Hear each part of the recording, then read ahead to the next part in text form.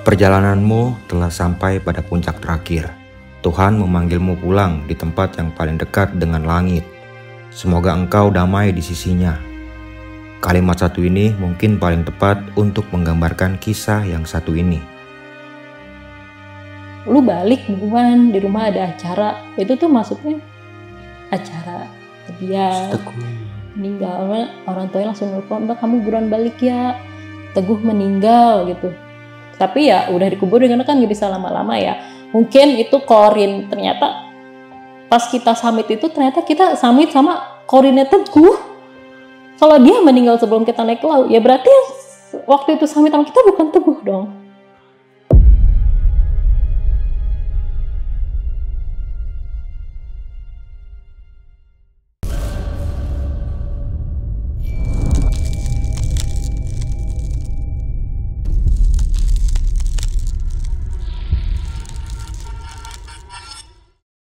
Assalamualaikum warahmatullahi wabarakatuh. Balik lagi nih di besok pagi. Kali ini bareng gue Bang Mange, pria gemoy tanpa bahan pengawet. Oke nih sob, di malam kali ini gue udah menghadirkan narasumber. Dan narasumber gue kali ini adalah seorang pendaki perempuan yang pernah melakukan pendakiannya ke Gunung Lawu nih.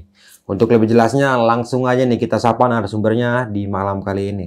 Selamat malam Kak Fitri Handayani. Malam Bang Mange. Apa kabar nih Kak? Alhamdulillah baik. Sehat gak ya? Sehat. Bang Mange juga kan? Alhamdulillah sehat. Alhamdulillah. Kak, kalau boleh tahu kesibukannya sekarang lagi apa nih? Kerja aja sih sama nulis draft sebelum launching buku. Rencana ke depan mau launching buku apa lagi nih? Selain 4 jiwa dalam dekapan Gunung Iswara. Buku tentang gunung juga, tapi yang percintaan. Sama yang keduanya buku tentang pendakian bersama Ratih di Merbabu.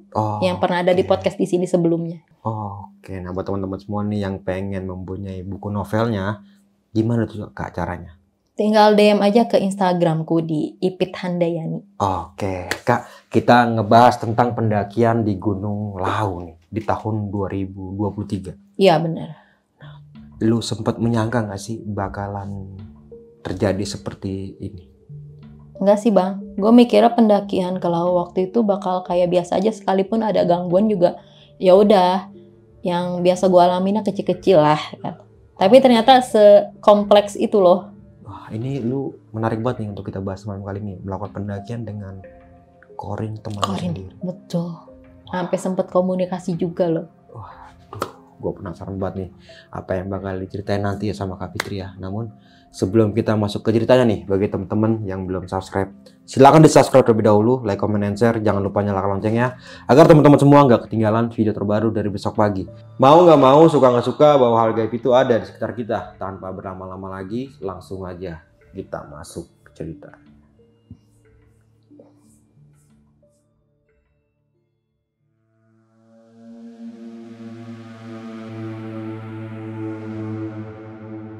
Orangnya jika tidak siap.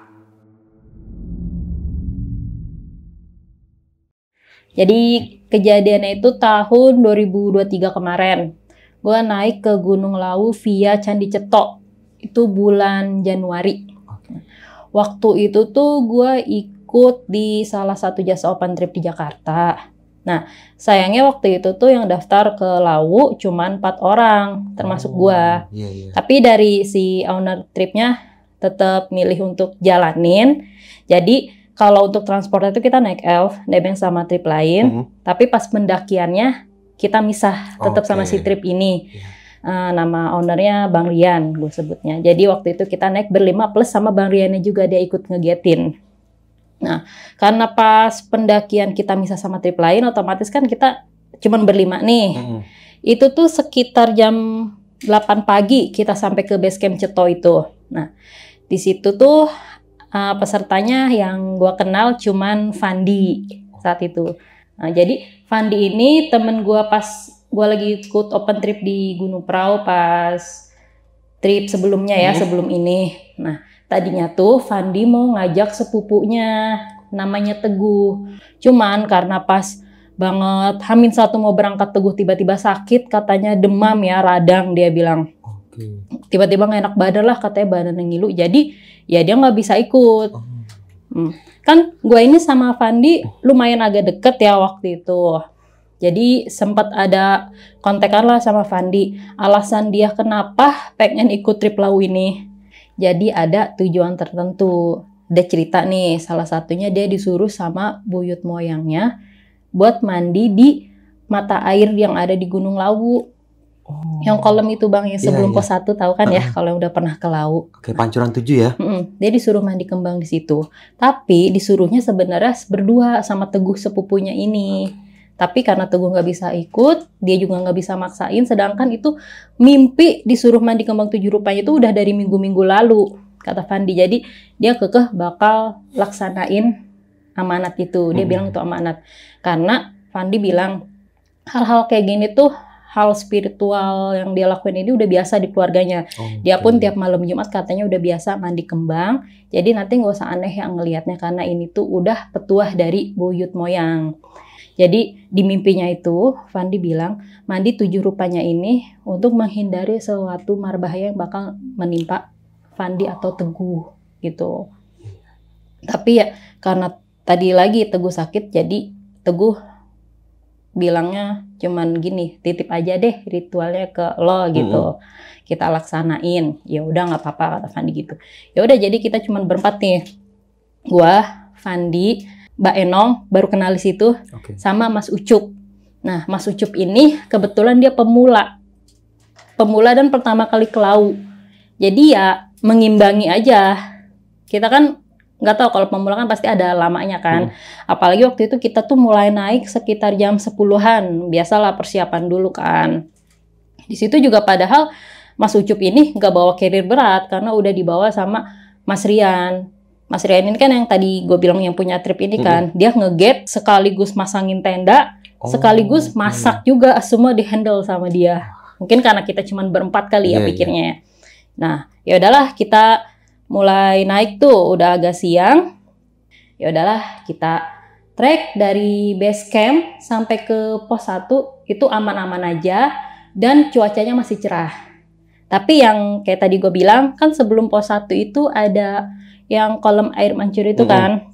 Nah, di situ Fandi minta berhenti untuk ngelaksanain ritual yang dia maksud tadi. Jadi mandi 7 rupanya itu ya siang-siang, nggak malam-malam. Pertama kali sampai di situ harus langsung mandi 7 rupa. Setengah dada aja, setengah dada. Nah, di situ kan ya udah kita nunggu nih semua nih. Kalau gua sama Mbak Enong sama Mas Rian kan gak banyak ngomong ya, maksudnya oh ya udahlah biarin dia ini yang ngelakuin, gak ngeledekin gak apa gitu maksudnya ya. Tapi kalau Mas Ucup ini beda. Dia tuh kayak ngata-ngatain Fandi, di zaman sekarang masih percaya klinik kayak gitu-gitu gitu kan.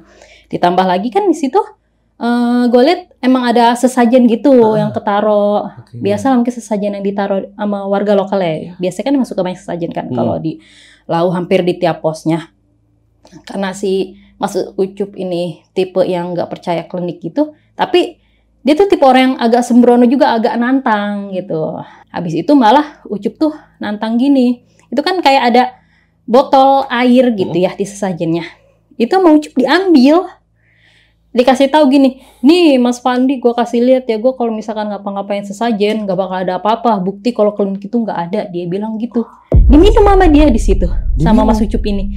Iya, istilah kata dia baru pertama kali ke Lawu, baru pertama kali naik gunung, tapi menurut gue ya dia udah agak sembrono kayak gitu loh, agak nantang menurut gue. Sedangkan gue mah tipe yang nggak bisa ngomel-ngomel di tempat gitu, jadi gue diam aja, biarin lah urusannya dia, semoga aja nggak terjadi apa-apa gitu kan. Nah, di situ Fandi, Bainong sama Mas Rian itu cuman ngeliatin aja, cuman geleng-geleng doang. Kalau Mas Rian ini kan tipe yang netral ya kalau dia akarnya. Nah, nggak lama abis itu Fandi selesai tuh. Dia nggak komen, nggak nanggepin ocehannya Ucup. Dia cuman beresin badan abis itu. Nah, kelar mandi dia ini ngajak gua ke deket ke kolam itu. Sama deh, Fit cobain basuh mukanya. Cuman ngebasuh muka doang tapi masih yang ada kembangnya gitu. Ya udahlah, gue mah ngikut-ngikut aja kan, karena kan gue juga kan tipe orang yang agak sensitif, jadi ya udah nerima aja. Nah, pas dibasuh itu gue dikasih penglihatan sekilas gitu Bang. Di penglihatan sekilas itu gue lihat di kolamnya itu banyak ulernya. Nah, pas Fandi lagi mandi tuh gue dikasih gambaran sekilas dia mandi di situ sama ular-ular gitu loh. Nah, terus Fandi nanya, ngelihat ada sesuatu nggak? Dia bilang gitu, tapi ngomongnya bisik-bisik. Itu sambil yang lain siap-siap mau naik ya. Ngelihat, udah bilang aja ngelihat apa. Gue sambil agak takut gitu ya. Ular ya. Tapi pas dilihat lagi emang nggak ada, kayak cuma sekilas doang. Terus dia bilang, ya benar berarti. Nah, disitulah Fandi mulai cerita lagi. Ini sambil kita lanjut jalan ke pos 1 ya. Jadi gue sama Fandi di belakang, mereka duluan, Ucup di tengah. Fandi bilang gini, jadi kakek buyutnya ini dulunya kan orang Hindu dan masih ada terah keturunan kerajaan dia bilang kan. Nah, dan banyak pegangannya. Salah satunya kris hidup. Kris hidup. Kris hidup. Jadi kris yang ada isinya dan itu diturun temurun ke setiap keturunannya. Nah, Fandi bilang ayahnya ini salah satu yang kebagian megang, ya kan? Oh, ya udahlah. Pas habis diceritain sama Fandi itu, karena gue belum pernah ngerasain juga ya, tapi kayaknya gue ngerti yang dia maksud karena keluarga percaya hal kayak gitu. Jadi, oh ya udah, gue iyain aja. Mungkin emang seperti itu kan. Nah, ya udahlah kita sambil lanjut ke pos 1 kan. Sampai di pos 1 itu kita istirahat sebentar. Balik lagi nih ke soal Ucup ya. Kalau di situ sih gue lihat Ucup masih oke-oke aja nih. Karena kan emang belum begitu capek kan dari BC ke pos 1. Dia bilang, katanya Lau capek. Buktinya nggak capek, dia bilang gitu kan. Terus kita semua bilang nih, Mas Rian bilang gini, belum kerasa aja, orang baru pos 1 mah emang enak landai, lihat aja nanti pos 2 ke atas sampai puncak. Baru tahu kata dia gitu kan. Coba penasaran gue. Terus si Ucup ini juga ada bilang gini, gue tuh sering banget lihat cerita-cerita horor ya. Lu tau nggak kenapa alasan gue pengen naik Gunung Lawu ini? Gue pengen ngebuktiin, kata dia gitu ya. Bener nggak sih cerita horor yang suka orang cerita-ceritain itu? Gue emang jujur mau nantangin emang. Makanya gue pas ada sesajen, ya gue minum aja. Gitu. Bener, dia bilang gitu. Ucup ini kalau dilihat dari bentuk badannya ya, badannya dia tuh bisa dibilang agak gemuk. Nah, makanya pas di pendakian selanjutnya dia mulai ngos-ngosan tuh sama badan dia sendiri. Makanya kita jadi kena trek malam. Karena harus backup dia kan. Sedangkan Mas Rian dari tripnya cuma bawa diri sendiri, nggak bawa kru lain gitu. Ya udahlah, kita lanjut lagi. Dari pos 1 ke pos 2 itu masih oke. Nah, rencananya ini kita ngecamp di pos 3. Tapi untuk sampai ke pos 3-nya ini, kita mulai ngalamin kendala tuh. Dari semenjak pos 2. Nah, dari pos 2 ini, Ucup udah mulai kecapean fisiknya. Nah, disaranin gini sama Mas Rian, gimana kalau mau turun gak apa-apa ditemenin, nanti saya titipin deh sama temen guide saya yang di bawah, nanti saya turun dulu, kata Rian gitu. Tapi Ucup ini, enggak sayang, lagian pengen ngebuktiin beneran ada mistis gak sih, dia bilang kayak gitu. Kan kalau ikut trip ditungguin kan sampai malam juga. Dia lanjut bilang kayak gitu. Terus Rian jawab, iya sih kita tungguin, maksudnya kalau memang kuat, kalau nggak kuat jangan dipaksain, takutnya kenapa-napa juga. Bener masih kuat, emang bukan capek doang. Iya kuat, dia bilang gitu kan. Nah, karena Mas Rian ini sendirian, dia harus sampai duluan dong otomatis untuk bikin tenda. Kalau dia bareng sama kita, nanti pas kita nyampe lagi badai, belum ada tenda, bisa hipo kan. Jadi mau nggak mau, Rian bilang ke Fandi, kan si Rian sama Fandi ini sebenarnya udah kenal lama ya. Rian bilang, Pan nitip Ucup deh, gue harus naik duluan nih ke atas, soalnya udah mulai mau hujan di situ. Nggak tahu lah, pokoknya udah mau sore gitu. Kita lama karena harus nge-backup Ucup, kita nggak bisa cepet-cepet. Fandi jawab, ya udah deh nggak apa-apa, yang backup Ucup, gue sama Fitri. Mbak Enong sama Mas Rian nggak apa-apa kalau mau duluan, kan Mbak Enong ini termasuk cepet ya naiknya. Jadi mereka duluan kan harus udah ada tenda sebelum badai. Sedangkan gue sama Fandi harus di bawah dulu. Backup Ucup pelan-pelan. Jadilah hujan udah keburu turun. Orang udah gelap banget bang. Itu tuh tanda-tanda udah mau badai. Soalnya bukan hujan kecil. Jam 3:30 aja udah gelap banget. Nah dari situ mulailah kita ngalamin gangguan yang dimaksud itu. Mungkin ini kayaknya teguran buat Ucup juga. Soalnya gara-gara ini tuh sebenarnya Ucup hampir jatuh ke jurang. Di situ gue mikir apa ini tantangan dia nih pasti sebelum pos 1. Ngata-ngatain mistis lah, sampai minum air sesajen itu kan. Jadi gini, hujan ya, jadi pasti jalur tuh licin kan. Udah licin, nanjak. Apalagi di sisi tuh ada jurang kan. Ya emang sih kita bisa gitu ya pegangan ke tali, tapi kan tetap harus hati-hati. Nah yang bikin sialnya itu adalah kita kelewat maghrib. Jatuhnya kan udah malam kan. Nah kita harus pakai headlamp, pakai senter nih kita bertiga. Ucup kita taruh di tengah, Fandi di depan nih untuk jalur jalannya ya. Gua mau nggak mau di belakang, walaupun sebenarnya takut, tapi kan Ucup gak bisa diandelin kan. Ya udah tuh, jalan trekking tuh sambil hujan bang, licin, gelap kan, cuman ngandelin 3 headlamp. Terus nggak lama abis itu, kita semua nih ngedenger ada suara krincing. Itu lewat kenceng banget di kuping kita, krincing. Itu arahnya ke atas. Nah, suara krincingnya itu sambil ada suara kakinya juga, kayak kaki orang lari gini, duk, duk, duk. Gitu, tapi nggak ada wujudnya, cuma suara doang.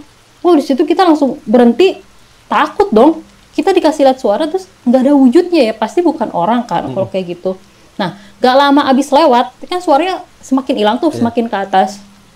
Itu headlamp kita 3-3-nya tiba-tiba mati total barengan. Itu dinyalain berkali-kali, nggak bisa bang. Nah, dari situ gue mikir, ini sih dikerjain. Atau nggak emang pengen ngasih tahu ke Ucup, teguran buat Ucup, oh lu pengen lihat bisnis nih, gue kasih lihat gitu. Nah, Ucup kan di depan gue kan waktu itu kan, gue lihat tuh ekspresi dia ya, maksudnya sekilas itu kelihatan nih ketakutan, gemeter badannya kan. Masalahnya ini disengaja banget loh, tiba-tiba headlamp kita mati. Nah sayangnya lagi gue nggak ada bawa cadangan, Ucup juga nggak ada kan. Kita masa harus gelap-gelapan, mana treknya licin kayak gitu. Tapi untungnya waktu itu Fandi inget tuh, dia kan bawa backpack kecil gitu kan di depannya. Dia inget bawa headlamp cadangan untungnya.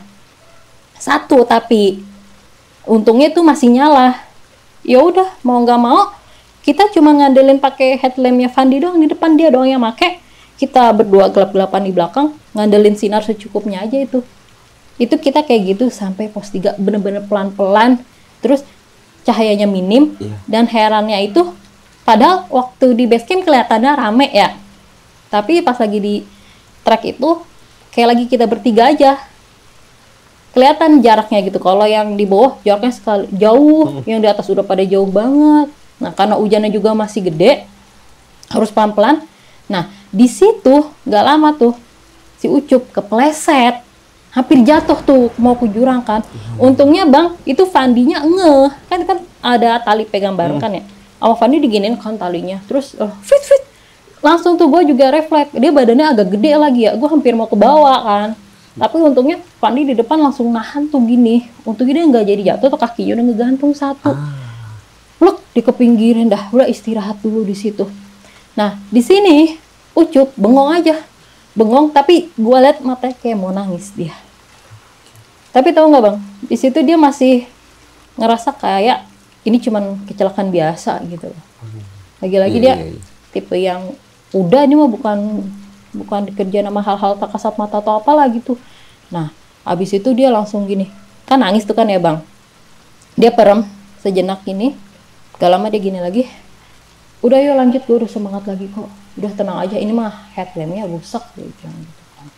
Udahlah, gue sama Fandi nggak mau banyak omong kan bang di situ. Kita tetap milih buat lanjut lagi. Ya kalau kita kelamaan di situ juga ngeri, dia hipo juga. Apalagi dia cuma bawa tas kecil doang. Itu peralatan dia kayak maksudnya yang makanan yang berat, terus baju-bajunya itu kan dibawa sama Mas Rian semua. Di tas kecilnya itu cuma ada jas hujan sama air minum doang. Itu cemilan gue juga kan udah mau habis, ya udah gue kasih lah daripada nih anak hipo kan ngeri. Nah sepanjang perjalanan mau ke pos 3 itu tuh, pas habis kita dengar suara krencengan itu tuh, itu di depan pas mau deket-deket pos 3, itu kita bertiga ngeliat nih sosok kakek-kakek pakai jubah putih. Gue tahu ini siapa karena udah diceritain sama Fandi pas di air mancur itu kan. Nah Fandi di situ kayak agak kaget dong, karena mungkin dia emang belum pernah ngelihat wujudan Chris yang dia ceritain sebetulnya yang ini gitu. Dan dia percaya itu perwujudan dari keris yang ayahnya pegang gitu. Jadi kalau kata Fandi, gue nggak usah takut. Tapi kan di situ kan Ucup dikasih lihat kan, tinggi loh. Nah tingginya ya mungkin hampir 2 meter lah mungkin ya. Nggak tinggi banget sih, cuman melebihi kita lah gitu tingginya. Pas Ucup ngeliat, itu ngapain kakek-kakek pakai jubah putih, dia bilang gitu kan. Abis ritual di puncak gitu kan. Sama aku, ya macam-macam lo kalau ngomong dari tadi ya sembrono banget digituin. Awas lu ya kalau ngacau-ngacau lagi. Laut tuh bukan sembarangan gunung ya, apalagi yang jiwa spiritualnya ini. Lu kalau misalkan mau ngerasain mistis, ya udah nanti juga bakal dikasih kok, lu tunggu aja, tapi nggak usah aneh-aneh gitu kan. Mesti gituin dia diem tuh, nggak pengen ngomong lagi. Nah pas kita mau nyampe pos 3 itu, kan tadi kan kelihatan diri di sisi pohon gitu kan, sosok kakek-kakek itu. Pas kita mau ngedeket, itu tiba-tiba ngilang. Jadi kayak seolah natap kita merhatiin doang gitu. Ya udahlah kita sampai di pos 3 dan alhamdulillahnya tendanya udah jadi. Itu posisi masih hujan gede loh bang, masih badai gitu. Wah kita buru-buru masuk dan untungnya lagi makanan udah jadi tuh sama Bang Rian, dia sigap juga itu, kayaknya dibantuin sama Mbak Enong juga. Jadi di situ posisinya gue setenda sama Mbak Enong, Fandi sama Mas Rian. Sedangkan Ucup ini dia request tenda sendiri karena dia badannya gede, dia pengen lega katanya. Dia udah bayar buat tenda sendiri. Nah, ya udah tuh, habis makan kita lanjut tidur lah, istirahat, capek kan.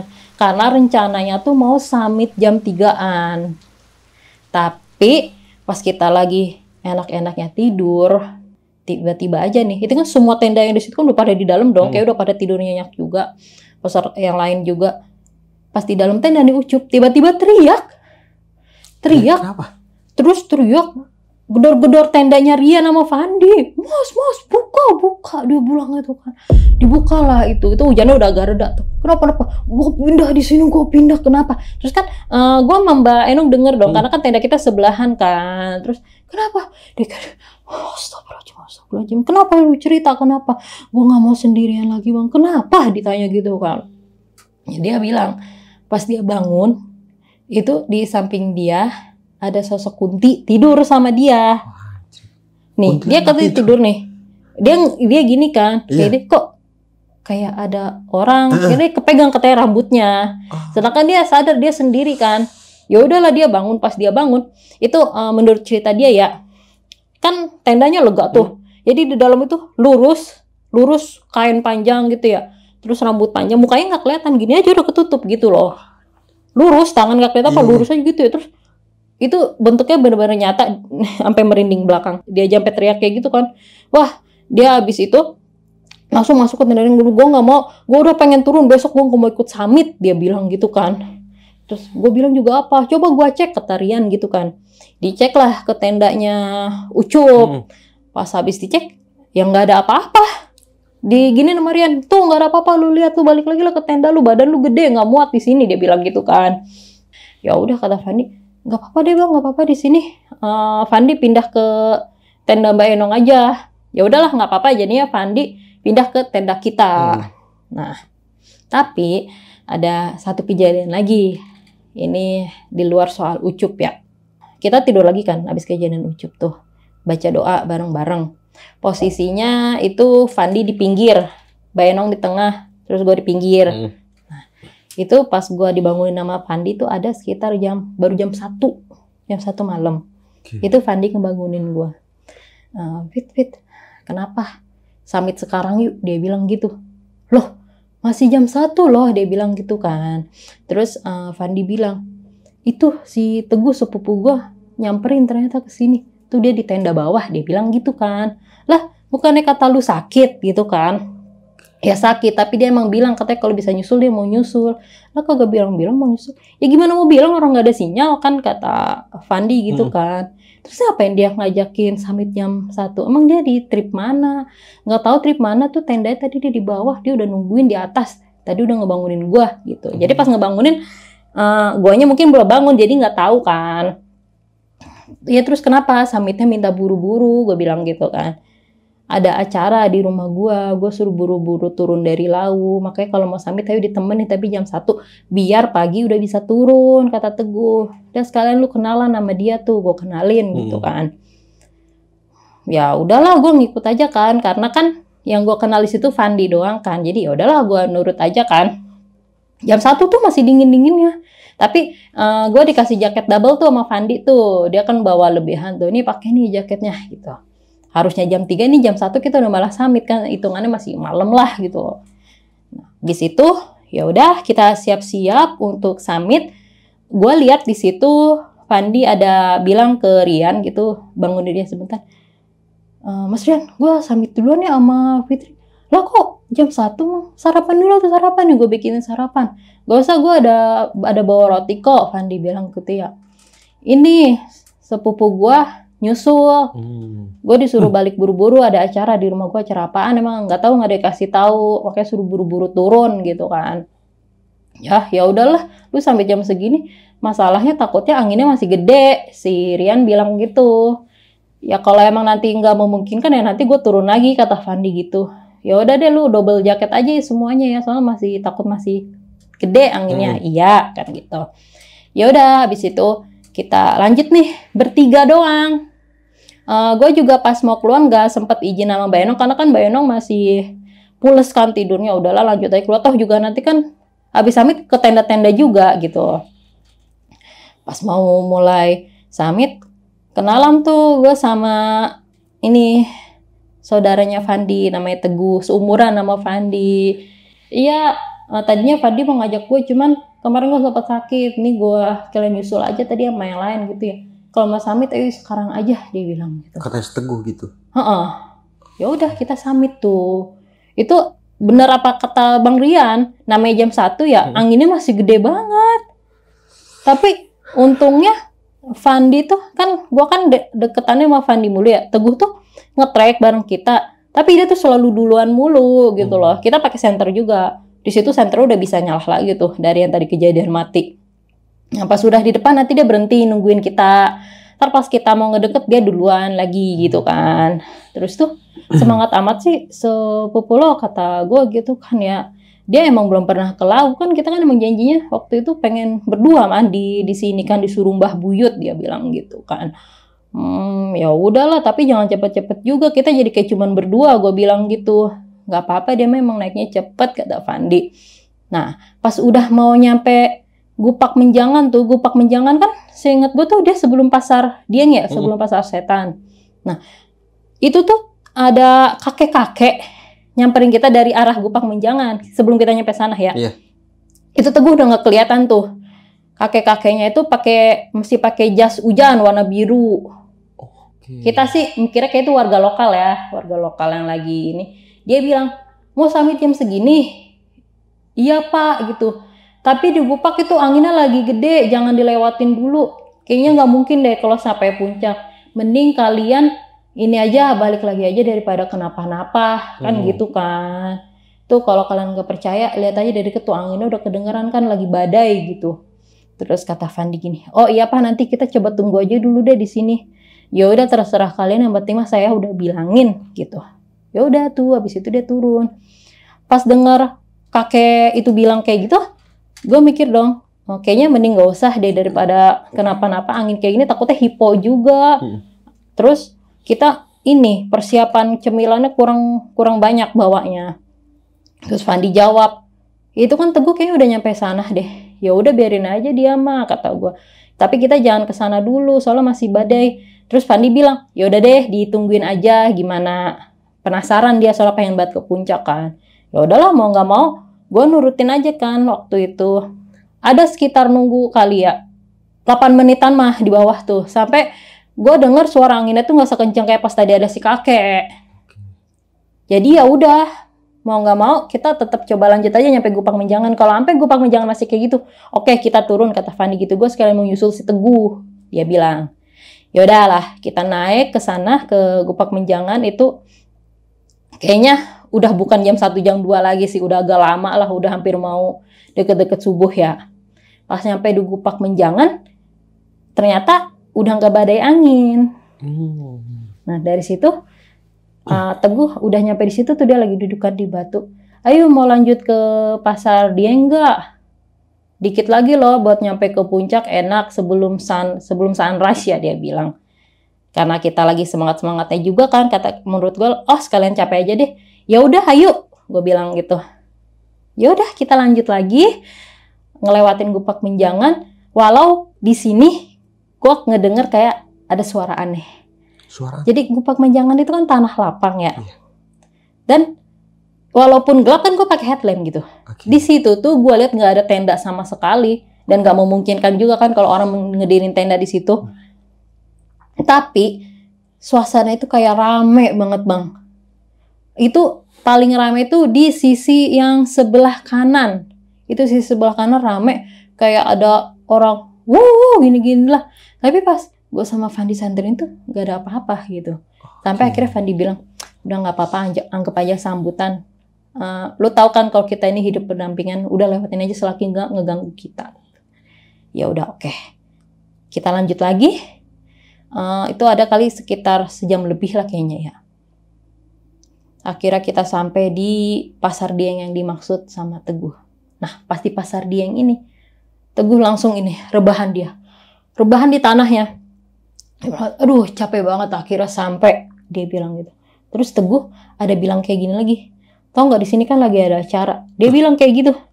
Lagi ada acara? Terus gue sama Fandi bengong dulu kan. Hah, acara apa maksudnya? Ya kalau yang punya baca mata batinnya kebuka, tahu di sini lagi agak rame walaupun bukan acara gede, dia bilang gitu kan. Fandi lu harusnya bisa lihat dong gitu loh. Terus Fandi merem kan gini ya. Merem sebentar, tapi pas dia buka dia nggak ngeliat yang dimaksud sama Teguh gitu loh. Maksudnya rame apaan sih Teguh? Ya rame aja pokoknya. Ya udah kita istirahat aja dulu di sini sebelum nyampe lanjut lagi ke Hargo, dia bilang gitu. Ya udah istirahat tuh sambil dudukan aja di deket-deket batu gitu kan ya. Enak tuh di situ tuh. Dan untungnya anginnya tuh kayak ngedukung gitu, lagi nggak kenceng banget. Gua kan sama Fandi sebelahan tuh. Kalau Teguh pokoknya dia tuh nggak pernah ngedeketin, selalu jauh-jauhan mulu. Gue lihat dia istirahatnya di batu sebelah, lagi senderan juga. Nah, gak lama dari situ, gue ngeliat nenek-nenek pakai kebaya. Dia bawa nampan bambu gitu kan. Itu di atasnya ada apa bang? Kue putu. Kue putu. Hah? Kok subuh-subuh nenek-nenek pakai kebaya bawa kue putu ngapain? Di atas Gunung Lawu gitu. Gue masih positive thinking tuh. Oh warga lokal kali habis naruh sesajen. Bisa jadi kan? Terus nenek-nenek ini nyamperin gue sama Fandi kan. Gini. Neng, Mas mau nggak nih kue putunya gitu. Sebenarnya dia ngomongnya pakai bahasa Jawa. Kalau Fandi kan ngerti ya. Ini gue cuman ngomongin yang dia sekatanya lah gitu. Pokoknya dia bilang gitu, nawarin kue putu gitu kan. Nah, untungnya sama Fandi kan mungkin karena gue lapar ya. Gue udah mau ngambil aja tuh bang. Pas gue mau ngambil gini, digini sama Fandi. Enggak nih, nggak apa-apa, kita ada makanan kok. Beneran? Iya, nggak apa-apa. Terus sama Fandi ditarik tuh. Udah ya Nek ya, mau lanjut gitu. Ditinggal sama Fandi. Nunduk-nunduk kata Fandi gitu. Jangan diliatin gitu. Terus itu bukan orang, itu bukan manusia, dia bilang kayak gitu kan. Ya udah tuh, nunduk. Terus gak lama abis itu kata Fandi gini, kalau mau nengok ke belakang nengok aja udah nggak ada, dia bilang gitu. Pas gua nengok tuh, itu kan masih pakai headlamp gak kelihatannya. Bener nggak ada itu nenek-nenek. Abis ngelihat nenek-nenek itu, nggak lama nih bang ya, sebelum nyampe Hargo, itu langsung ada badai angin lagi. Kayak seolah-olah kita nggak boleh ke puncak. Karena kali ini gue nggak mau ngebahayain nyawa kita ya. Gue bilang tegas ke Fandi, kayaknya mulai dari sini kita nggak usah lanjut ke puncak deh. Soalnya badainya kayak gitu, gue nggak mau kenapa-napa juga. Toh puncak masih bisa dicari lagi lain waktu gitu kan. Dan untungnya Fandi di sini setuju sama usulan gue.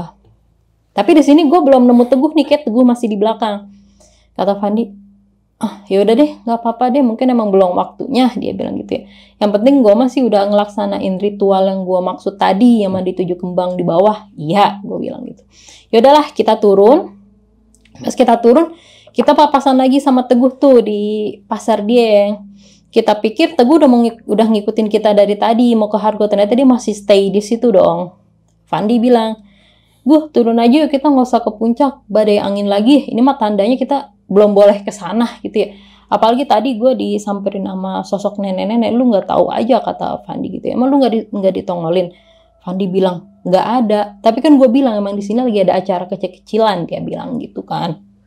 Tapi habis itu Teguh nggak banyak ngomong lagi, dia langsung turun duluan tanpa nungguin kita. Ya udah deh, gue juga turun aja, gue kabarin sama teman-teman gue. Terus dia bilang gini ke Fandi, Van, lu jangan lama-lama di laut ya, pokoknya nyampe bawah masak makan dah langsung pulang, ditungguin di rumah, dia bilang gitu kan. Udah tuh turun, tapi dia turun duluan. Ya udah turun ke pos 3 lagi dari pasar Dieng ini. Tapi selama turun ini karena dia duluan, ya udah gue jadi kayak cuman berdua doang sama Fandi. Nah pas nyampe di bawah kan sebagian udah pada mau mulai summit tuh, kita mah turun. Ya kita ngasih tahu sama yang di bawah gitu ya. Tadi sih di atas lagi angin badai, nggak tahu sih kalau sekarang udah apa enggak. Coba aja kalau mau lihat gitu kan.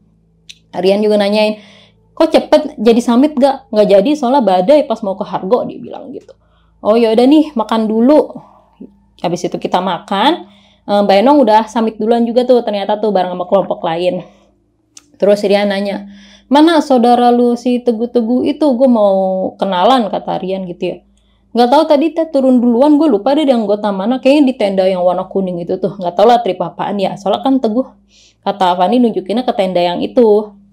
Terus Fandi bilang ke Rian, abis makan ini gue nggak bisa lama-lama ya, dia bilang gitu, soalnya gue disuruh pulang nih sama si Teguh, katanya nggak tahu di rumah ada acara apaan, ditungguin gitu kan. Nah abis itu nggak lama si Ucup nyamperin ke gue sama Fandi. Dia bilang, gue ikut turun bareng dong, gue juga nggak mau lama-lama di sini gitu loh. Lu kenapa lagi? Enggak, gue udah kapok yang semalam gara-gara tidur sama Kunti, dia bilang gitu. Gue nggak mau kayak gitu-gitu lagi. Ya salah lu sendiri minum air sajen. Terus sama Fandi diginiin, itu air sajen kan udah masuk ke badan lo. Lu pikir bakal semudah itu lo buat nyingkirin hal mistisnya? Ditakut-takutin sama Fandi. Kata dia, ya lu jangan gitu juga lah gitu loh. Ya udah ayo kalau mau ikut turun bareng, kalau bisa agak cepet ya, so gue ditunggu di rumah, kata Fandi gitu. Ya udah, jadi akhirnya kita bertiga turun duluan, Mas Rian sama Mbak Enong. Ya udah masih di atas karena Mas Rian harus nungguin Mbak Enong kan. Yang penting kita udah izin sama Mas Rian buat turun duluan. Nah sepanjang perjalanan turun ini, yang kayak tadi gue bilang karena Ucup ini agak nantang dan mungkin sempat rusakin sajen yang ada di air mancur itu. Jadi pas turun pun itu jatuhnya pagi-pagi padahal ya. Dan menurut gue di trek lumayan rame. Tapi ada aja gitu hal yang dibikin gangguan gitu. Apalagi pas kita lewatin titik-titik yang sepi. Tapi sebelum kita turun ini, Fandi sempat nanyain ke tenda yang kuning. Di sini ada yang namanya Teguh nggak gitu. Terus katanya saudara saya, sepupu saya katanya ikut trip di sini. Terus kata orang-orang tripnya, nggak ada mas, dia bilang kayak gitu. Nggak ada. Demi nggak ada. Nah di sini kita nggak mikir yang gimana. Apa mungkin dia turun duluan tapi nggak bilang-bilang. Udah dicari ke semua tenda yang ada di situ kan waktu itu nyari bareng sama Fandi. Nggak ada yang namanya Teguh. Ada juga Teguh tapi Teguh yang lain gitu, bukan Teguh saudaranya. Soalnya semalam kata Fandi gini kan, nanyain ke yang trip itu. Soalnya semalam kan saya sempat samit sama dia, tapi dia emang turun duluan. Takutnya ketinggalan atau apa, nggak mungkin sih kalau ketinggalan, makanya dia emang udah turun duluan kali, kata gitu. Ya udahlah, mau nggak mau kita tetap turun, nggak mungkin kan kita nyari ke atas, capek. Karena Fandi juga mikir, dia mah paling udah turun duluan kali, lama nungguin kita tadi ngobrol sama Mas Rian gitu kan. Ya udah tuh, jadi kita turun bertiga. Karena mikirnya Teguh udah turun duluan. Nah pas lagi turun ini nih yang tadi gue bilang, kalau misalkan lagi ngelewatin titik-titik sepi itu ya, pas lagi duduk nih dia katanya ngerasa, padahal tas dia nggak bawa carrier ya, katanya pundaknya berat gitu dia. Aduh berat apa, padahal nggak bawa carrier kan. Tapi tuh samar-samar kelihatan putih-putih melayang gitu di atas, tapi tebus pandang, nggak sejelas yang kayak dia cerita pasti dalam tenda. Kalau dari mata batinnya Fandi, ya dia ditumpakin sama si kuntilanak itu. Terus pas diceritain gitu Ucup nangis dong, tolong dong Van, bantuin gue ngelepasinnya, nanti gue paling di bawah bisanya. Ya udah sekarang lu tanggung aja dia numpak di situ. Nanti juga pas udah nyampe bawah diobatin biar dia balik lagi ke asalnya, maksudnya ke Gunung Lawu itu. Nanti kalau udah di bawah juga nanti dia ini kok, lu harus sabar aja tuh ditumpakin kayak gitu. Jadi sepanjang turun ini Mas Ucup ini agak bongkok gitu loh, tanpa carry udah bongkok capek. Tapi ya kita kuat-kuatin sambil gue bantu baca doa pun, tapi malah gue sendiri ikutan merinding gitu kan. Sampai akhirnya alhamdulillah nyampe base camp, manggil kuncen yang ada di situ lah yang misalnya bisa ngobatin. Fandi cerita lah soal kejadian Ucup ini. Katanya si Ucup ada minum, ya udah ngaku ada minum air sesajen, tidur di tenda sama Kunti sampai Kuntinya tuh ini ada di pundaknya dia. Tolong bantu dilepasin sebelum akhir, takutnya nanti dia kerasukan. Karena di sini kayaknya Ucup masih bisa nahan dirinya untuk nggak kerasukan. Diobatin tuh di base camp tuh, tapi nggak rame yang ngeliat waktu itu. Dan untungnya bisa lepas sama kunciannya itu. Udah balik lagi ke sana. Ini biar ini urusan saya nanti misalkan tuh atau apa sajennya nanti dibuatin lagi, kata kunciannya ya. Habis itu kita balik lagi ke soal Teguh. Karena di base camp Fandi nggak nemu Teguh juga, dan itu kan mungkin posisi HP-nya masih lowbat ya. Dia nanya ke pihak base camp, ada yang ini nggak registrasi baru namanya Teguh ya? Gitu. Naiknya mungkin kayak hari yang sama deh, dia bilang gitu. Ada mah ada, tapi bukan Teguh yang dia maksud. Karena nama Teguh tuh kan banyak kan. Terus dia bingung, loh si Teguh kemana ya? Ya udahlah, akhirnya dia milih cas HP dulu kan. Nah, disinilah baru ketahuan gitu loh. Pas dia lagi HP-nya udah nyala, yang dimaksud si Teguh itu, lu buruan balik, ditungguin di rumah, dibilang gitu kan ya. Itu tuh ternyata dia dapet pesan gitu dari orang tua gitu. Dia ikutan sedih gitu ya. Ternyata Teguh tuh udah meninggal. Udah meninggal. Bahkan sebelum Fandi naik ke Gunung Lawu tuh dia udah meninggal. Gak lama pas.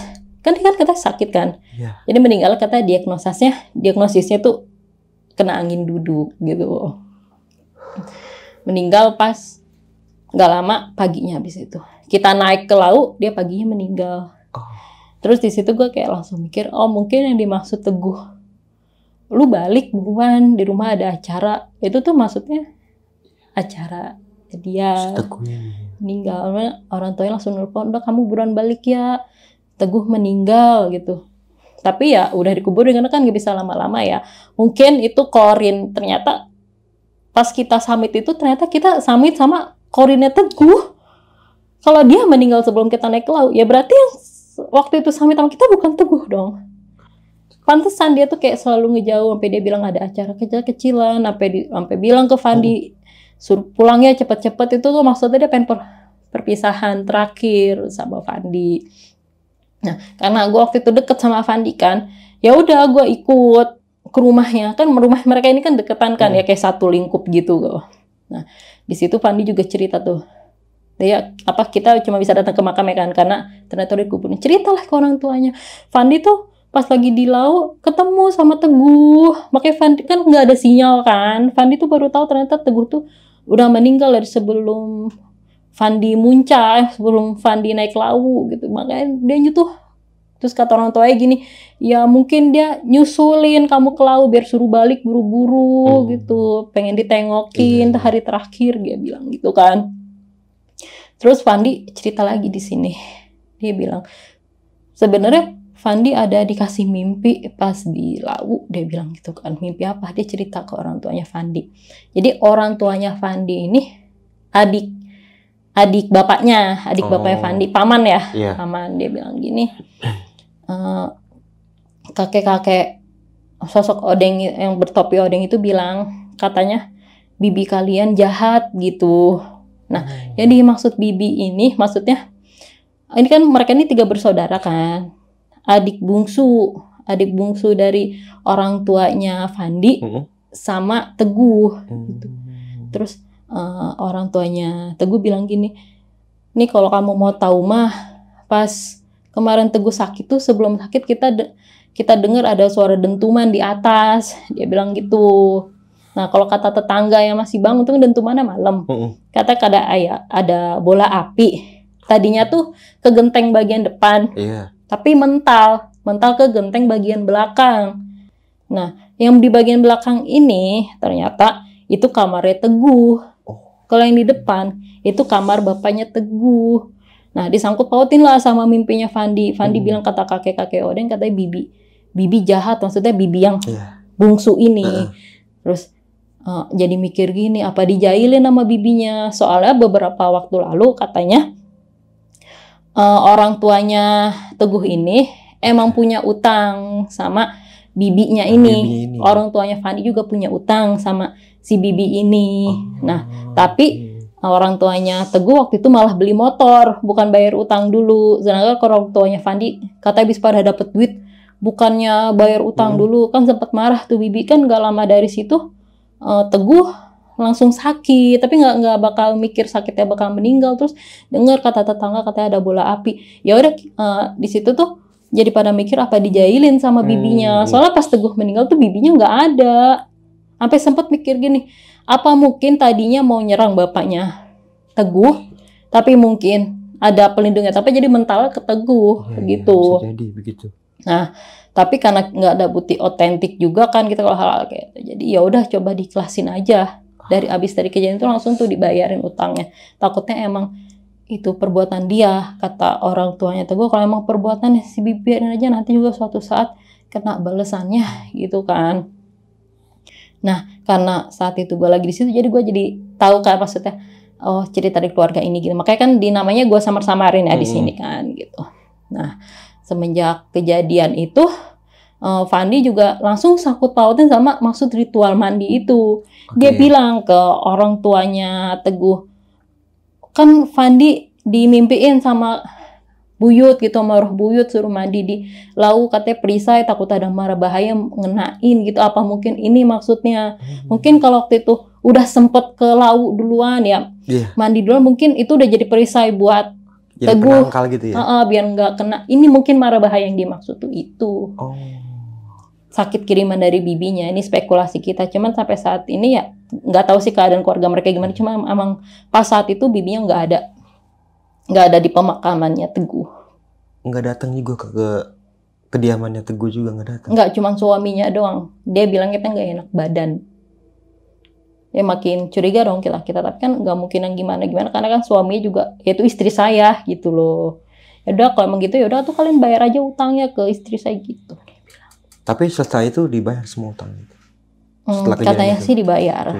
Kata bibinya sakit hati bukan ada bayar utang malah beli motor, dia bilang gitu. Tapi nggak sempet nanya lu berapa utangnya? Enggak. Nggak sempet nanya karena itu berarti? Enggak. Oke, Fitri, ini cerita pendakian di Gunung Lawu di tahun 2023 ya? Iya. Dan ternyata seperti ini ending ceritanya. Iya. Gue nggak habis pikir sih. Gue nggak habis pikir sih, ternyata sempet mendaki sama orang yang ternyata udah nggak ada gitu. Ditambah sama orang yang sembronoan juga, itu kayak double kill banget pas saat itu. Yang pertama dulu kita bahas tentang si Ucup dulu nih.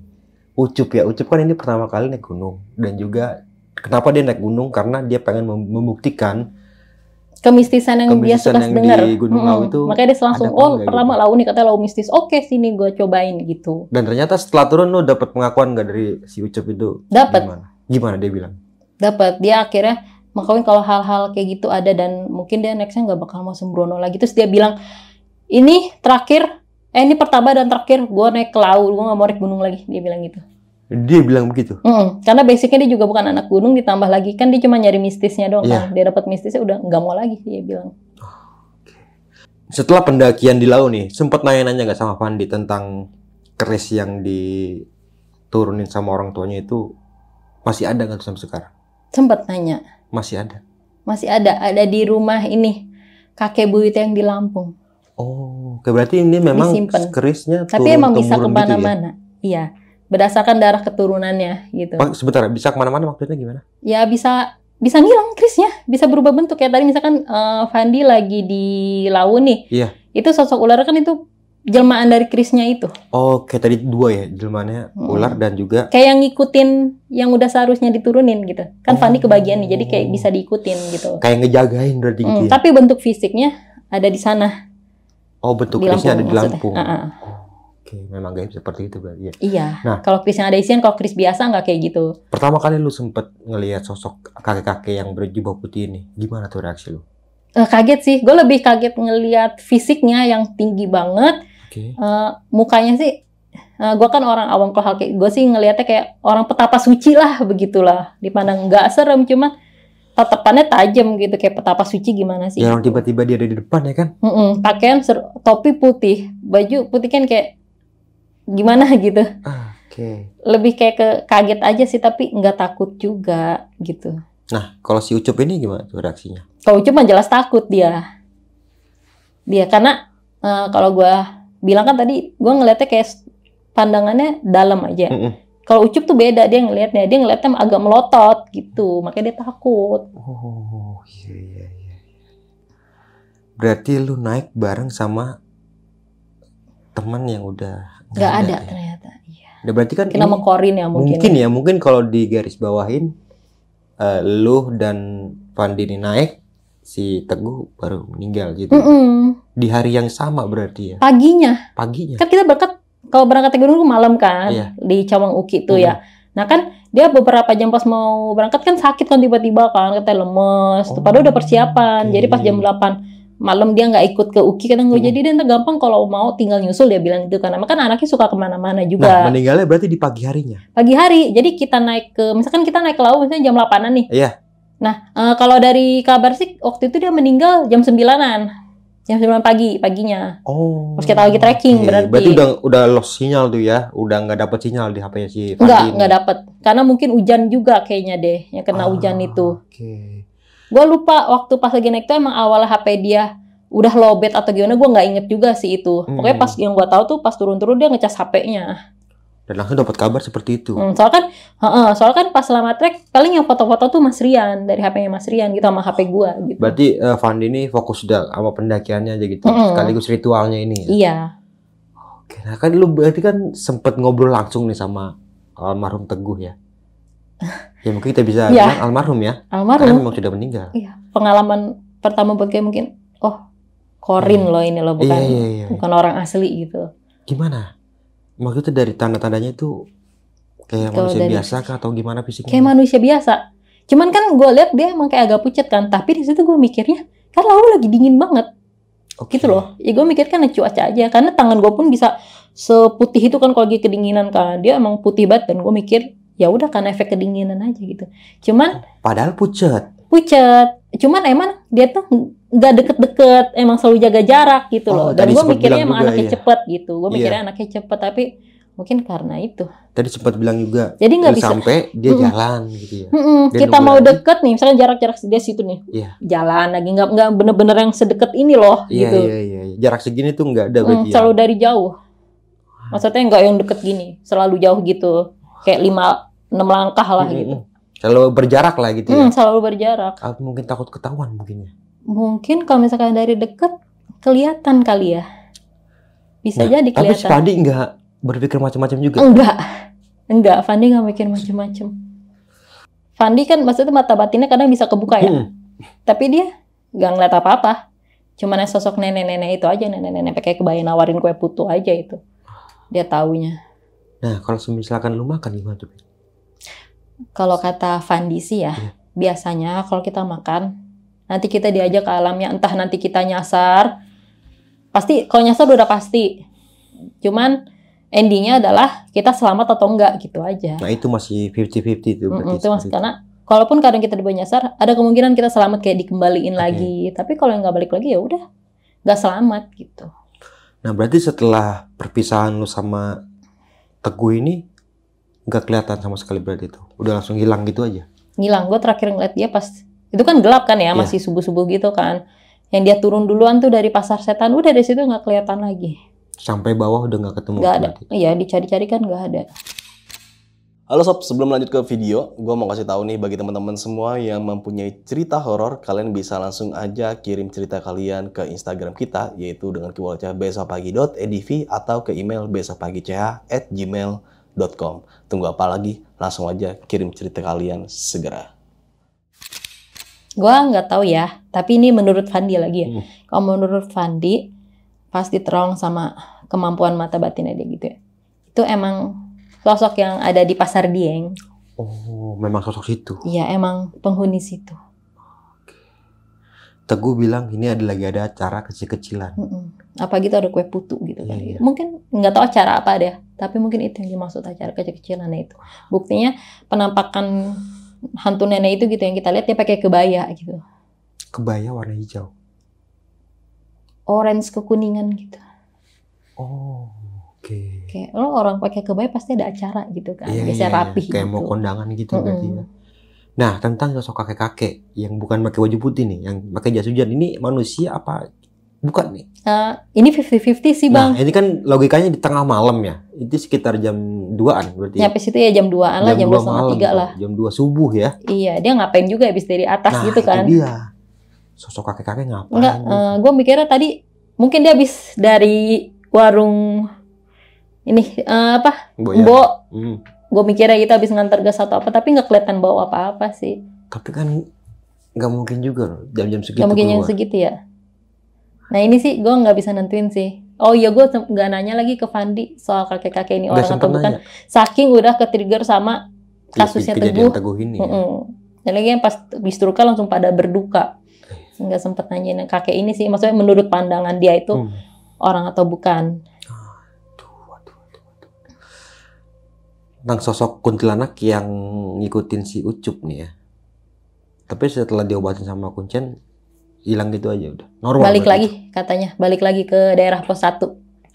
Emang dari sekitar pos 1 pohon yang ada di situ, iya. Oke. Itu kan banyak katanya, ada anak kecil, dan ini banyak kayak penghuni manusia pada umumnya. Kuncennya bilang gitu. Nah, dia nggak suka sama kelakuannya Ucup. Makanya digangguin, karena Ucup ngeganggu duluan. Gitu. Karena nggak sopan juga gitu ya. Kayak sompral gitu ya. Dia bilang kuncennya pokoknya dari pos 1 aja dia bilang. Ada pohon gede dari situ dia bilang.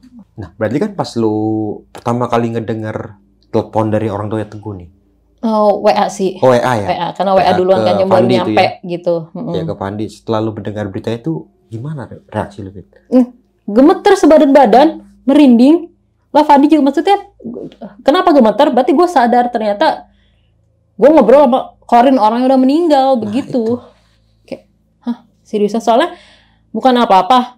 Mukanya masih kelihatan jelas, walaupun dari jauh badannya kelihatan jelas gitu. Bukan yang sosok yang kelihatan kayak udah dipocoin apa, enggak, manusia biasa gitu sosoknya. Mungkin kalau kita tanya ke Fandi, takut habis itu gue, maksudnya iya gue juga kadang suka ngeliat, tapi kalau kejadian langsung kayak gitu tetap aja lah kita takut kan. Pas lagi pulang aja, karena kita duluan kan, maksudnya jadi ikut sama nebeng sama ini transport trip lain yang duluan, jadi kita bayar sisanya ke situ. Jadi pulangnya rame-rame lah di mobil aja, masih kebayang gitu merindingnya. Apalagi kalau kita tanya sama Pandi nih ya, kan Pandi kan lebih kenal sama Teguh nih. Teman main dari kecil, dia sedih banget waktu itu. Bajunya atau apa yang dia pakai mungkin sama semua tuh ya. Hampir. Teguh itu. Emang suka naik gunung juga. Teguh ini. Berarti kan kejadian ini cuma telat bayar utang doang ya. Katanya kayak sih gitu. Sampai segitunya. Tapi ternyata soal hutang itu, iya bisa sampai segitu ngefeknya. Seberapa banyak sih? Pak, walaupun saudara ya gitu kan. Berarti kan ini kan Fandi sama Teguh ini kan sepupu ya. Nah bibinya ini paling bontot mungkin. Yang paling bontot, ya orang tua mereka kan kakaknya si bibi ini. Gitu. Punya utang sama si yang bontot ini, si bibi ini nih. Gitu. Jadi sakit hati pas ditagih hutang, malah lu beli motor bisa naik utang, lah ntar aja utang mah gitu. Sakit hati. Kan bibinya lagi butuh kali. Tapi setelah selesai semua cerita diceritain nih dari awal sampai akhir, ini kayak ada kesinkronan ya antara mimpi dan juga kejadiannya. Yang tadi juga sempat tetangga ngelihat bola api juga kan tuh. Yang dimimpiin supaya ke laut mandi biar buat ngejaga diri perisai. Pegangannya Fandi gitu yang dia bilang Mbah Buyut ini. Dia tahu nih ada orang berniat jahat nih. Ada niat jahat. Ya udah dikasih tahu gitu. Udah disampaikan nih pesannya gitu. Tapi Fandi bilang sebelum mimpinya tuh udah dari 2 minggu yang lalu, dia bilang begitu. Kenapa baru jalan di hari itu, Pit? Karena ini permasalahan. Sempet nanya kenapa baru, soalnya nggak kepikiran sih maksudnya bakal sesakral itu loh. Cuma mikir nyari waktu yang tepat gitu aja sih, nggak, kadang kan nggak harus buru-buru, yang penting dilaksanain gitu. Mungkin ya, kalau tahu dari awal-awal, ya. Kalau dari awal-awal bisa lebih awal ke laut dia bareng Teguh, mungkin bisa jadi kirimannya itu mental gitu, nggak kena ke Fandi.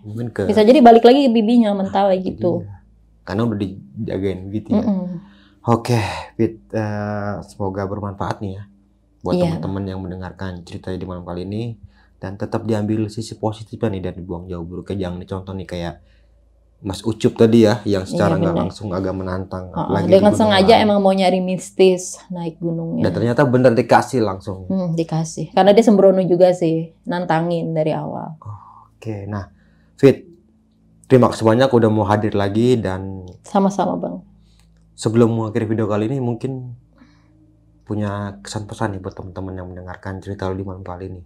Dan belum tahu juga nih, ternyata 4 jiwa dalam dekapan Gunung Iswara ini adalah salah satu pembuatan nih Fitri ya.